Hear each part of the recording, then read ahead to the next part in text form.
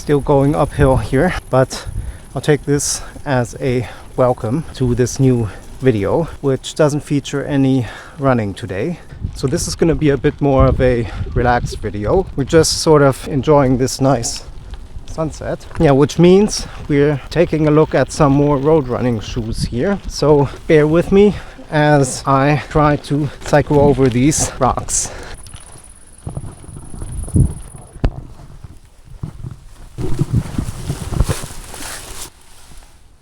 Here we are. Let's take a look at what we brought here. Today we're comparing the Vaporfly 3, the Vaporfly 2, and the one that started it all, the Vaporfly 1. I've had 2 V1s, 3 or maybe even 4 if I'm forgetting one here, of the V2 and 2 of the V3s. So I've probably put several thousand kilometers into this model of shoe here. All 3 of them have done around 550 to 600 kilometers, and I think that is the most obvious topic here. Really, between these 3 models there's not a huge difference here, and just looking at these outsoles, well, I think all 3 of these are what I would consider pretty much dead.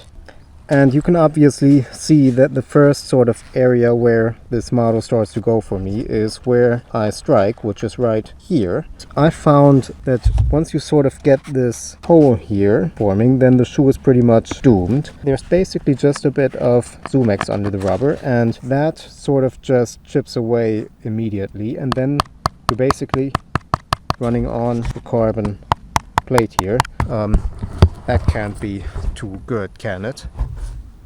Now, in terms of performance degradation over time, now that's an interesting topic, because you always hear people saying, oh, the foam sort of breaks down and loses its responsiveness. I don't really find the foam changes all that much over time, but what I do find is that the plate sort of loses its stiffness, because when you get the shoe, this is like really stiff and doesn't bend at all. And I find that once I've put like 150 kilometers or something into the shoe, that it becomes a lot more sort of flexible, and it just sort of loses its aggressiveness and sort of this kind of snappy feeling. And once that's happened, well, the shoe is still good, and I still continue running in it, of course, but I wouldn't really race in the shoe at that point, because I just feel like it doesn't quite have this sort of edge that it does when they're newer.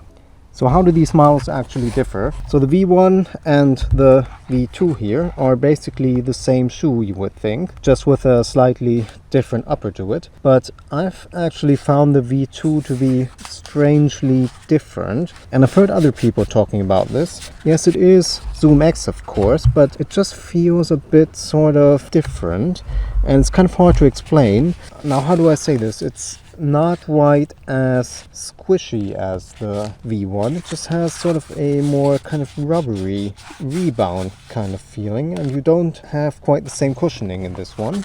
So V2, well, great shoe, but sort of a slight downgrade to the V1, I have to say, but not a huge difference.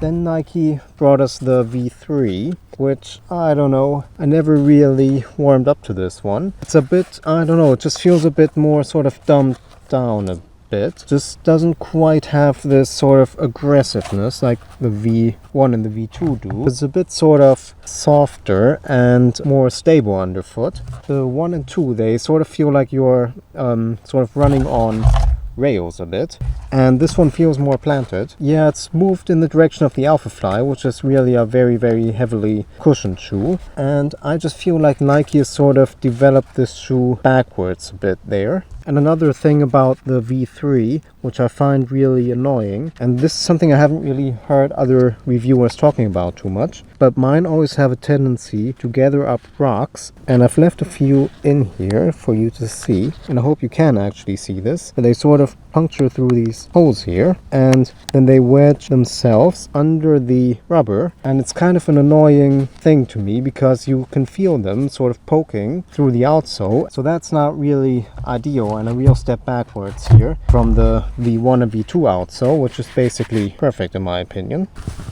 So I don't really know where Nike is going with this model, because I just feel like the V2 was sort of a slight step backwards from the V1, and then the V3 was a bit more of a step backwards from the V2.